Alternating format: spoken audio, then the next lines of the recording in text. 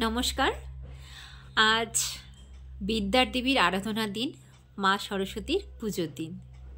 তাই আমি একটি আবৃত্তি পাঠ করে শোনাতে যাচ্ছি। সরস্বতী মাকে, রচনাকার চন্দননাথ। একটা কথা বলবে আমায়, সরস্বতী মা গো? কেমন মেয়ে ছিলে তুমি ছোট্টবেলা স্কুলে? দুষ্টুমি কি একেবারেই করতে না একদিনও কি যেতে না মা ক্লাসের পড়া ভুলে? কেমন করে স্কুলে যেতে গো, হেঁটে না সাইকেলে? তোমায় তুলে নেওয়ার জন্য আসতো পিক আপ ভ্যান।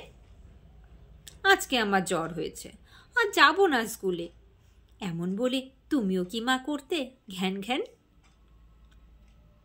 স্কুলের পথে যাবার সময় আমার মতোই তুমি থমকে যেতে পথের ধারে কুকুরছানা দেখে? আমার মতন মিসের বকা তুমিও খেতে নাকি? অঙ্ক খাতার পৃষ্ঠা জুড়ে পাখির ছবি এঁকে? জানতে ভীষণ ইচ্ছে করে সরস্বতী মা গো, কজন তোমার বন্ধু ছিল, কেমন ছিল তারা? ভাগ করি কি আচার খেতে স্কুলের ছুটির পরে? স্কুলের ব্যাগে লুকিয়ে আচার আনতো কারা কারা? বলবে কি মা সরস্বতী, তোমার স্কুলের ব্যাগও আমার ব্যাগের মতোই ছিল, একটি মোটা ভারী? হাঁপিয়ে উঠে তুমিও বুঝি বলতে আমার মতো, ছোট্ট আমি, এই এত ভার বইতে কি আর পারি?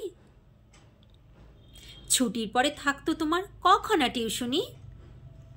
আগার ক্লাসে কখন যেতে, কখন নাচে স্কুলে? শিখতে যেতে সাঁতার তুমি, ক্যারাটে আর জুডো? বিনার তারে তান বেঁধে গান কখন নিতে তুলে?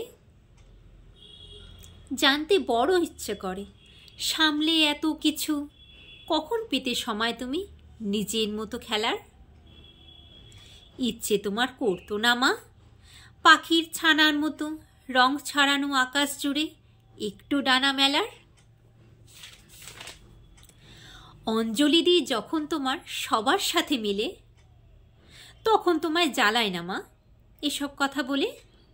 এখন আমি একা আছি, বলবে আমায় এসে সামলে ওসব কেমন করে বিদ্যাবতী হলে? নমস্কার।